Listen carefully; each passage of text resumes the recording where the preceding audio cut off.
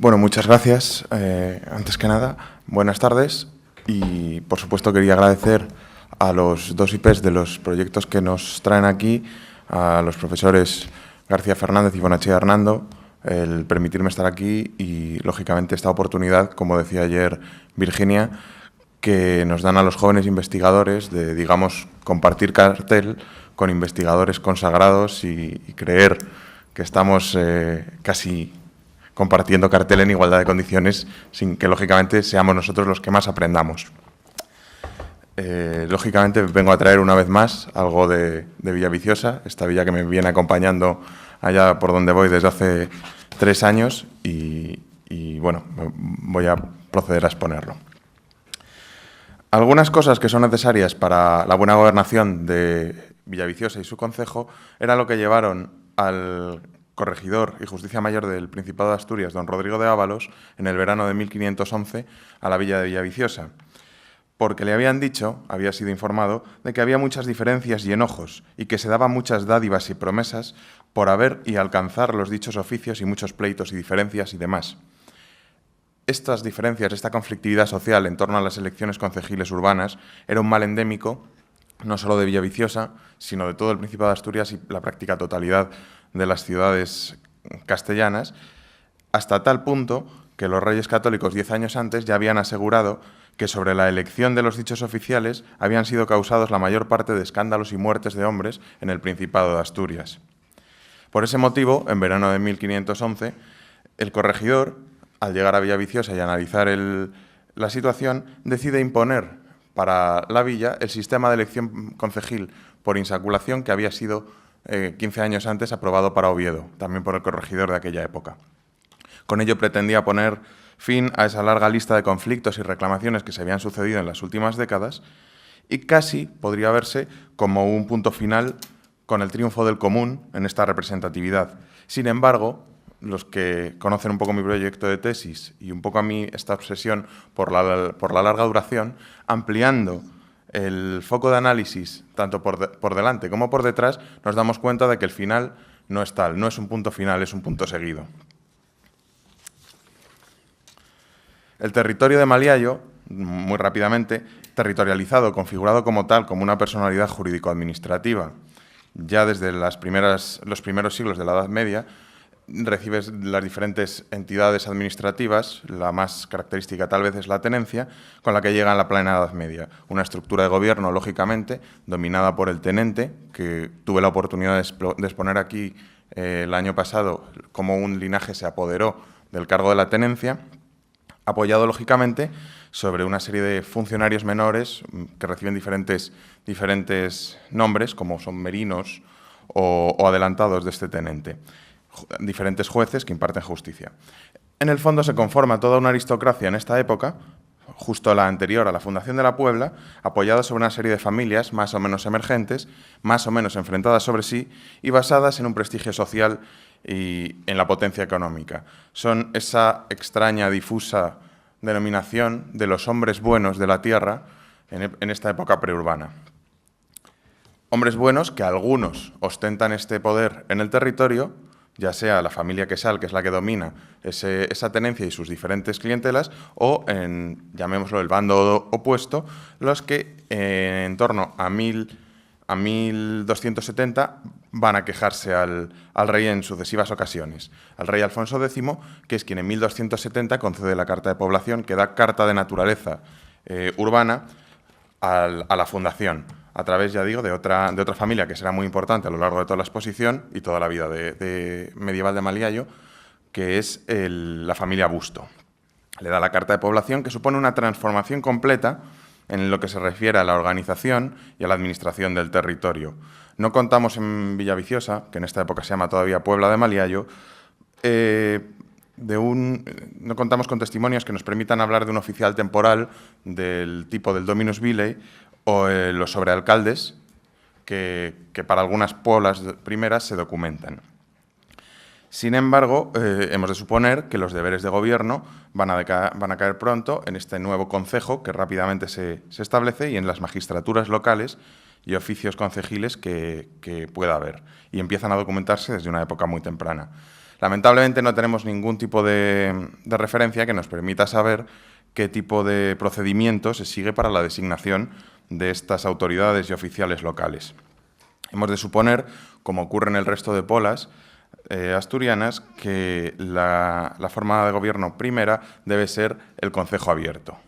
Un concejo abierto, entendida como la asamblea de vecinos, que rápidamente asume las funciones de centro rector de este vasto territorio, como antes lo tenía el tenente. Va a ejercer esa jurisdicción de manera efectiva.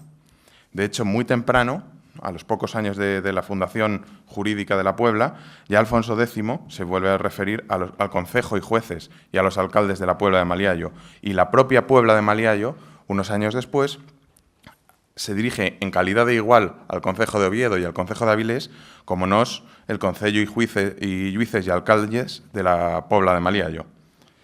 Una asamblea concejil y unos jueces y alcaldes apoyados sobre unos fieles o jurados que se encargarían de la administración y de la justicia ordinaria en la Puebla, además de la lógica presencia que empezamos a documentar de escribanos. Sin embargo, esta asamblea y concejo abierto pronto se ve copada, y lo vemos en la documentación, por una serie de magnates y hombres buenos de las familias preeminentes del concejo. Curiosamente, las mismas familias que vemos en el bando opuesto a los que dominaban la tenencia. Familias como los Busto, los Balbín o los Valdés, que rápidamente coparán los puestos del concejo ya prácticamente hasta época contemporánea. La repetición de estos ciertos apellidos a lo largo de la nómina de los oficiales y magistrados concejiles ya es síntoma de una primera diferenciación entre los vecinos, sobre todo en base al prestigio y a la riqueza, y las primeras referencias vinculadas a los cargos concejiles más importantes. Se está dando la cristalización de un sistema político ya polarizado alrededor de estas primeras familias que, con este prestigio y esta fama, ostentan la supremacía económica y social. Como un apunte peculiar, por esa contemporaneidad que puede haber, es el modelo que Oviedo impone por las ordenanzas de 1202. No soy el más indicado en esta sala para hablar sobre Oviedo, ya que hay dos expertos que me han precedido estos días, pero que es un sistema peculiar que casi nos lleva a un modelo de concejo, de elección concejil de ciudad-república italiana a través de la representación por mesteres, por oficios de la ciudad. Sin embargo, es imposible pensar que esto se pueda aplicar a las polas nacientes. Entre otras cosas, porque para tener 12 mesteres en una puebla que acaba de nacer hace un año es bastante improbable. Esta es la situación que encontramos en la Puebla de Maliallo en el momento de las décadas finales del siglo XIV, donde la sociedad se ve doblemente dividida. Por un lado, un reducido grupo de hombres buenos que ostenta los oficios concejiles, pero que solo los tienen una serie de familias principales. Hay una élite, también económica y social, que se ve ignorada y que forma parte de este sector excluido, además de la lógica limitación, que aunque no sea jurídica, sí que lo es de hecho, respecto a los habitantes de la Puebla y los del Alfoz. Esto acabaría suponiendo, a la larga, un fortalecimiento de esta élite, que se perpetuaría en estos puestos de gobierno. Es la oligarquización del concejo. Se ve fácilmente cómo diferentes familias son recurrentes a lo largo de los puestos del concejo. No es una serie, no es una nómina perfectamente seriada, ya que las dificultades de la documentación de esta villa son ciertamente altas. Eso sí, vemos a las familias que comentaba antes, los Busto, los Balbín, los Valdés, o incluso grandes representantes de la burguesía comercial como Juan Roll, ostentando estos puestos de oficiales concejiles y, por lo tanto, el gobierno en la Puebla. Es la oligarquización, por lo menos de facto. Todavía no tiene una sanción regia, pero sí que se está produciendo. Desde la corona se va a producir en este momento un cambio en esta actitud y va a intervenir. Es el momento que quiere sanear la estructura de las ciudades del reino y afianzar los lazos de dependencia que tienen. No olvidemos que es una villa de realengo y permanecerá en el realengo toda la Edad Media. Así que es el momento en que a lo largo de Castilla se va imponiendo el regimiento y que tiene su versión cantábrica, como diría el profesor Solórzano Telechea, debido a diferentes posibles causas, ¿no? Por un lado, el proceso urbanizador más tardío que se produce en esta zona y las posibilidades de medra económica y ascenso social y político que durante mucho tiempo tienen los pobladores en estas villas, gracias sobre todo a lo que son los negocios marítimos y las inversiones inmobiliarias. Una permeabilidad social más grande durante más tiempo. Y sobre todo, la tradición que se mantiene de renovar anualmente los oficiales en esta villa, como en la mayoría de las cantábricas, que impiden esta patrimonialización real de los cargos en una misma persona. Y aparte del nombramiento regio, que no interviene en ningún caso aquí. Para encontrar una primera referencia a regidores como tal en Villaviciosa hay que esperar hasta 1444. Es muy tarde. Y además la primera referencia es muy genérica, porque es en una carta que envía Enrique, el que será Enrique IV, todavía es príncipe de Asturias, en general a los concejos, jueces, alcaldes, regidores, caballeros, escuderos, oficiales y hombres buenos de la ciudad de Oviedo y de las villas de Avilés, Llanes y Villaviciosa. Para conocer el nombre de uno de estos, del primer regidor hay que esperar incluso hasta 1484. Eso sí, se aprecia en la nómina de oficiales que se está generando este sistema cerrado. Ya está en torno a las familias, a las personas principales de la villa, como dice la documentación de la época. Está en manos de estas familias, de estos grandes linajes. Se evita la patrimonialización con la elección anual, pero no el nombramiento. De hecho, en 1487, Diego de Balbín elevó una queja a los reyes católicos diciendo que en las elecciones de 1486 el concejo no le ha respetado el derecho que de tiempo inmemorial tiene a nombrar un regidor, un juez y un personero. Algo que no es único del caso de Villaviciosa, ya que en otras villas del Principado, como en Nava, en Candamo, en Carreño, con sus respectivas élites locales, se respeta, o sea, se registra también. Todo esto no podemos olvidarlo en un clima de conflictividad social protagonizado en buena medida por una nobleza levantisca. Bien es cierto que la lucha de bandos en Asturias no puede equipararse a los grandes bandos, por ejemplo, de gamboinos y oñacinos vascos, que son el gran modelo, pero que tienen su traducción en el territorio asturiano. Villaviciosa, por la noción que tiene de no ser una villa que ha caído bajo el señorío de los Quiñones, se ve libre de unas primeras actitudes nobiliarias durante los primeros episodios. Es decir, en la guerra entre Pedro I y Enrique de Trastámara, el futuro Enrique II, y durante el levantamiento del conde don Alfonso Enríquez, hijo bastardo de Enrique II, en Villaviciosa no hay grandes episodios de esta lucha de bandos. Sí lo habrá, en cambio, en el último, que es la Guerra Civil Castellana, entre Alfonso XII y su hermanastro Enrique IV. En este momento sí que empieza a haber ya grandes episodios de guerra violenta, en especial por Diego de Valdés. Diego de Valdés se empieza a interesarse por el dominio efectivo del concejo villaviciosino, y tenemos en las bienandanzas y fortunas varios asesinatos y varias malfetrías que provoca él y sus hombres allí, e incluso el incendio de la villa de 1483 se puede relacionar con él. Son guerras privadas de intereses personales que llegan al ámbito local.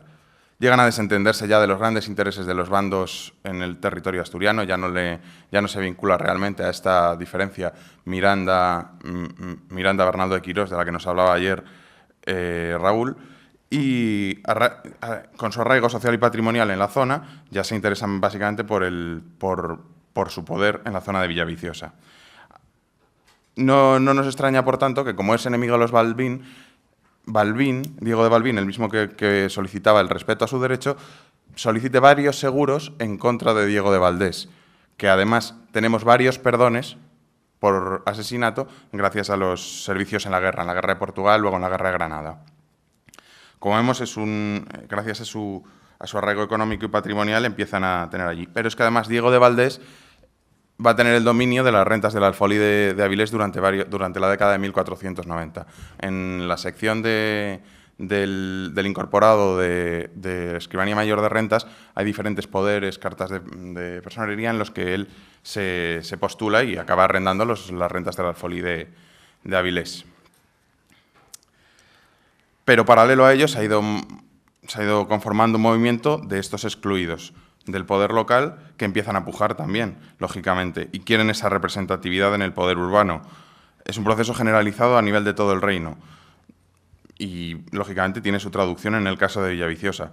No encontramos aquí la recurrencia a las cofradías que, por ejemplo, Solórzano Telechea ve en el caso de las villas de la actual Cantabria, pero sí un caso especial en torno a los escribanos. Se multiplican las recurrencias y las quejas y las reclamaciones en la corte de toda Asturias desde la década de 1490, pero en especial a partir de 1500 las protestas se concentran en Villaviciosa. Diferentes individuos que se identifican como vecinos de Villaviciosa empiezan a elevar quejas a los reyes católicos por los diferentes problemas que ven en la elección y el ejercicio de los cargos concejiles. Las presiones, el nombramiento de homicidas, el nombramiento de bastardos, la patrimonialización de los cargos, la pretensión de compatibilizar cargos, el no respeto a los turnos y a los mandatos y a los tiempos entre mandatos, etc. Todo esto es lo que lleva en 1511, en verano, al corregidor, como empezaba yo diciendo, a Villaviciosa. Y decide imponer lo que en 1494 había impuesto Fernando de Vega en Oviedo, que era la insaculación, algo ya de sobra estudiado por todos y bien conocido, en lo que no voy a entrar, lógicamente. Simplemente decir que desde la imposición en Oviedo en 1494 se había ido extendiendo por otras villas del Principado hasta que, en teoría, en 1498, por un mandato del rey, se debía haber aplicado en todas las villas y concejos realengos del Principado. No es así, por lo menos en el caso de Villaviciosa, como veremos, ya que hasta 1514 no se impondrá. El modelo que se impone es el modelo de Oviedo, básicamente, de la elección por sorteo entre el Consejo Saliente, entre los oficiales del Consejo Saliente, de 4 electores que, por medio de la insaculación, nombrarán al concejo entrante, muy básicamente, y tampoco quiero extenderme en ello.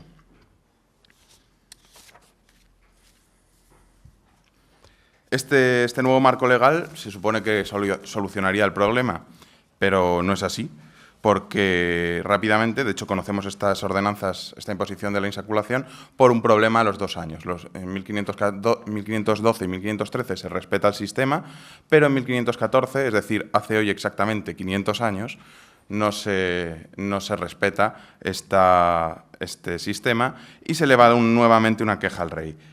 Lo conocemos además porque empiezan a proliferar los pleitos conservados en Chancillería sobre los nombramientos concejiles, que nos hablan de esta élite ampliada que denominó, es decir, la primera élite de los linajes ha visto acogido en sus intereses por los oficios concejiles a esa élite del común que ahora se ve incorporada, y sobre todo a los escribanos. Creo que voy bien de tiempo.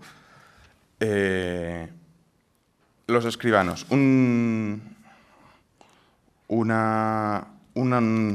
oficio que es, lógicamente, indispensable para el desarrollo de la vida civil de cualquier concejo, pero que en el caso de Villaviciosa lo vemos con una absoluta presión por la vida política.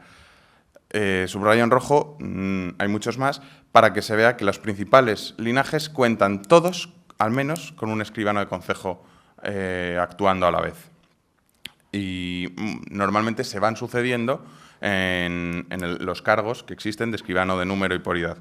Normalmente se supone que son nombramientos de región, que conservamos incluso elecciones por parte del concejo que elevan al rey para que lo confirme. Llegan incluso a escribir a la reina para que interceda por su candidato, ya que cuando aportó en Villaviciosa, es decir, cuando llegó a Villaviciosa por accidente Carlos I, el que sería Carlos I, la mujer se alojó en la casa del suegro del candidato y que, por favor, le interceda por él. Tenemos 2 casos especialmente importantes, como son Alfonso González de Migoya, que es vecino de Villaviciosa, de la familia Migoya, que es una de estas familias que van a alzarse como élite del común y elevar esas protestas, que desarrollo mucho más en el texto escrito, que en un principio se le nombra escribano de concejo de Ponga, es decir, de un concejo cercano, pero rápidamente intercede ante el rey para que le nombre escribano en su villa, en Villaviciosa. Y rápidamente intenta, a los pocos años, ocupar el cargo de escribano de la mar, que es el que domina los diezmos y cargazones de la mar. Y se queja constantemente a los reyes de que el resto de escribanos se entrometen en su oficina de escribano de la mar y dan albalaes a los mercaderes sin registrarlo correctamente. El otro gran ejemplo es Gutiérrez de Evia. Es el hijo ilegítimo del chantre de la Catedral de Oviedo, legitimado por Carlos I cuando llega a Villaviciosa, porque se aloja también en la casa del chantre de Evia. Vemos que el alojarse en Villaviciosa en una casa da bastantes beneficios. Él va también ascendiendo de ser simple escribano del concejo a ser escribano del número, y luego incluso ocupará el cargo de escribano de la mar, será durante un tiempo fiel de los diezmos de la mar, e incluso cuando los cargos de regiduría sean perpetuos y se venda la hidalguía, el que ha instituido mayorazgo y ha sido legitimado será el primero que lo compre, y lo ostentará la familia Evia hasta finales del siglo XVIII. Esto, a la vez, se ve en el control de los resortes fiscales. Conocemos muy poco acerca de la fiscalidad en el caso de Villaviciosa, pero gracias a un documento un tanto raro, sobre todo raro por incompleto, porque es un pleito tratado en la audiencia, uno de estos que me pude encontrar en Simancas, de la audiencia del Principado, que se quemó y se llevó consigo mucha información de lo que será la Edad Media asturiana, que tristemente habremos perdido. Lo que pasa es que le faltan los primeros folios y realmente no sé sobre qué es el pleito. Tengo todas las probanzas y todos los traslados de las cuentas desde 1513 a 1525, pero no sé cuál es el problema que hay al respecto, que será tratado más adelante. En todo caso, sí que podemos ver a los que son responsables de los cogedores, o sea, los que son fieles cogedores en el concejo de Villaviciosa, y coinciden todos prácticamente con estos escribanos. Los escribanos son siempre nombrados primero fieles cogedores y luego van a pasar a formar parte del regimiento. Incluso Gutiérrez de Evia ya llegará a ser regidor perpetuo. Así que con ello, como se puede ver, el imponer la insaculación en 1514 no acababa con el problema. Al final hemos vuelto al sistema cerrado. Incluso cuando a partir de 1543 la corona cambie del punto de vista y deje ya de ver en la provisión de los cargos una forma de ganar servicio para ganar dinero, y pase a vender los cargos y a limitar el acceso a los cargos para los pecheros, perdón, para los hidalgos.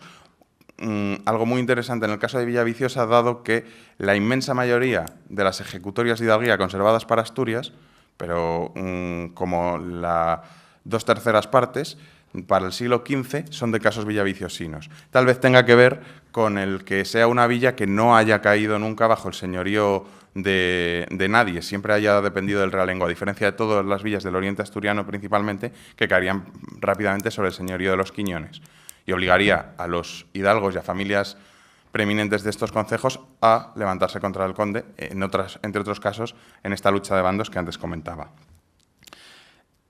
E incluso llega hasta tal punto este gobierno local cerrado, que viendo las listas de gente, de familias que ostentan las regidurías locales y perpetuas a finales del siglo XVIII, son las mismas familias que acabo de reseñar. Los Busto, los Albín, los Evia, los Vigil, todos estos son los mismos que van a mandar a finales del XVIII en Villaviciosa. Como se ve, con la insaculación no había llegado el triunfo del común, y mucho menos la democracia como tal, a Villaviciosa, que se puede pretender a veces. Y esto es. Muchas gracias.